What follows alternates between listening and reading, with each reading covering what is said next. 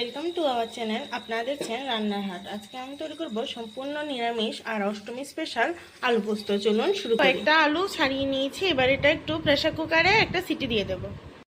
কড়াইটা গরম হয়ে গেল, আমি তাতে পরিমাণ মতো তেল দিয়ে দিচ্ছি, হলুদ গুঁড়ো দিয়ে দিচ্ছি আর সামান্য নুন দিয়ে দিচ্ছি।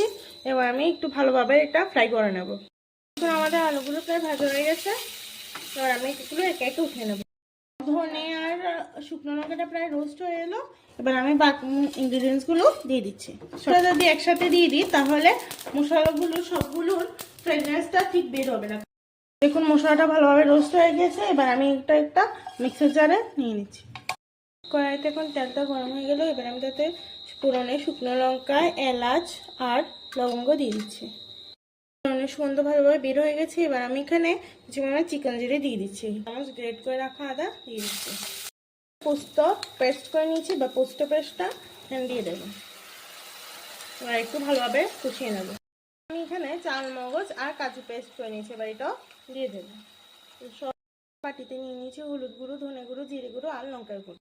আমাদের মশলাটা কিন্তু একদম ভালোভাবে কষানো হয়ে গেছে, ফুটতেও শুরু করেছে, দেখুন দিয়ে দেবো। আমি সবগুলো মশলা এবার একটু ভালোভাবে কষিয়ে নেব। আমি এখানে পরিমাণ মতো নুন দিয়ে দিচ্ছি। মশলাটা কিন্তু একদম সুন্দরভাবে কষানো হয়ে গেছে, দেখুন ফুটতে শুরু করেছে। এবার আমি আলুগুলো সবগুলো দিয়ে দিচ্ছি। এবার আলুগুলো সহ সব মশলা একটু কষিয়ে নেব। ভাইরাসে কাশ্মীরি মরিচ নিয়ে নিয়েছি, কিছু পরিমাণ কাশ্মীরি লঙ্কার গুঁড়ো দিয়ে দিচ্ছি। মশলা ভালোভাবে কষানো হয়ে গেল, দেখুন। এবার আমি এখানে পরিমাণ মতো জল দিয়ে দিচ্ছি।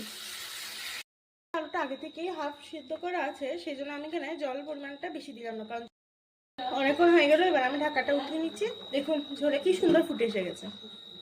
এবার আমি গ্যাসের ফ্লেমটা অল্প একটু মিডিয়াম করে রেখে দেবো। দেখুন আমাদের অষ্টমী স্পেশাল আলু পোস্তে কি সুন্দর কালারটা এসেছে, দেখুন কালারটা কি সুন্দর এসেছে। এটাকে স্পেশাল করার কারণটা হলো ওই স্পেশাল মশলাটা। ছোট থেকে বড় সকলেরই কিন্তু এই রান্নাটা খুবই পছন্দ হবে। দেখুন আলুগুলো কিন্তু প্রেসার কুকারে আগে একটু সিটি দিয়ে দেবেন, তা না হলে কিন্তু আলুটা সম্পূর্ণভাবে সিদ্ধ হবে না। এই দেখুন, এটা একটা সম্পূর্ণ নিরামিষ রান্না, সেই জন্য নিরামিষ রান্নাতে সামান্য পরিমাণ চিনি দিয়ে দিচ্ছি। আমাদের অষ্টমী স্পেশাল আলু পোস্ত কিন্তু একদম সম্পূর্ণভাবে তৈরি হয়ে গেছে। এবার যে স্পেশাল, যেহেতু সেই স্পেশাল মশলাটা আমি এবার উপর থেকে ছড়িয়ে দিচ্ছি।